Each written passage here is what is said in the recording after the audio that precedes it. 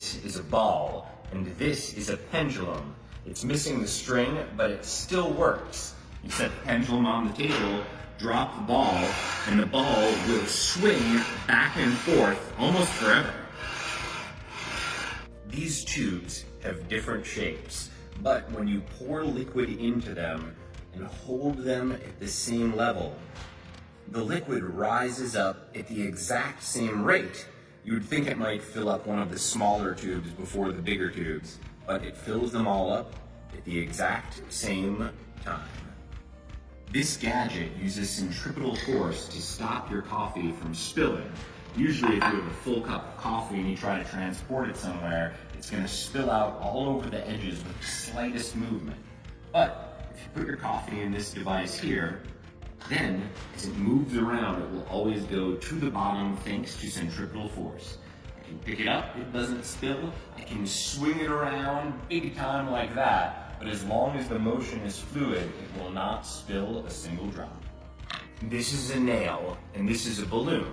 Look what happens when I press the nail into the balloon. No big surprise. The surprise happens when you get a ton of needles. You would think it'd be easier for a ton of needles to pop the balloon, but because the weight is evenly distributed, the balloon will not pop. This is memory wire. It's wire that remembers its shape even when you unbend it. It all has to do with the temperature. When the wire's at room temperature, it'll take whatever shape you bend it out to be. But if you heat it up with a little hot water, it will go back to its starting shape. Let's try this out here.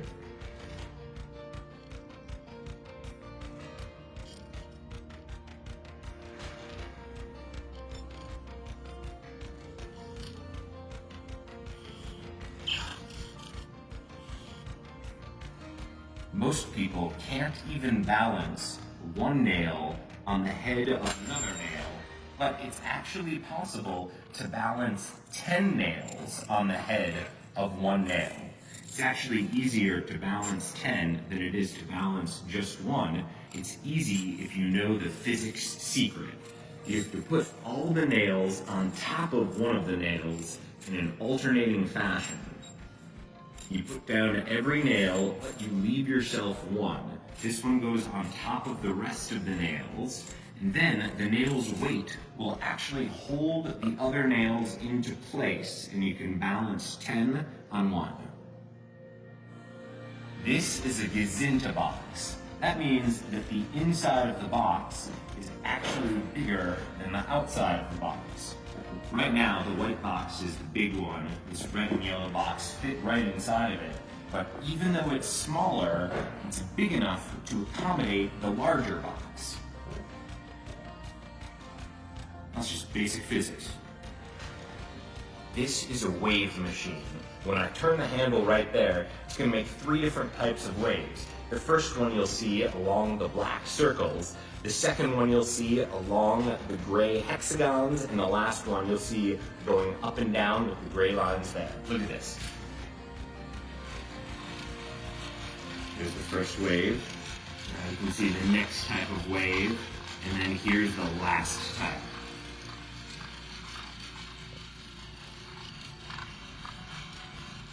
I got a jar of water on a metal stick.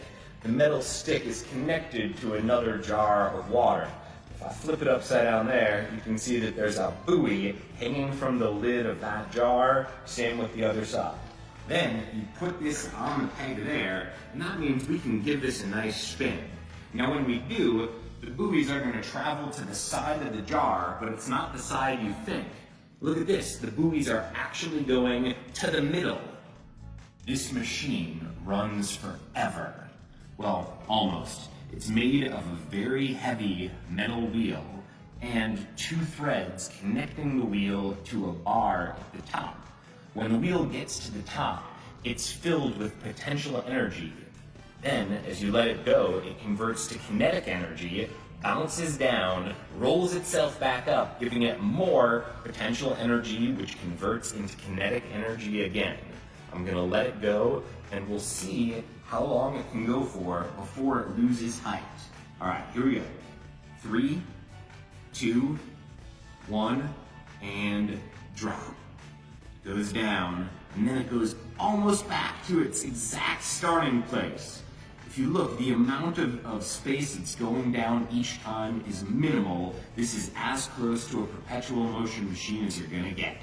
This end of the machine here is taller than that end down there. Check it out. Tape measure, this end is about 2.5 inches, but if we go down to this side, it's only 2 inches. Now, that explains why, if you take a pen and put it in the middle, it's going to roll in that direction, because this direction is lower. However, it's a little different with this block of wood. See, this block of wood, because of the way it's shaped, it does not roll down the machine like the pen. The block of wood rolls up the machine.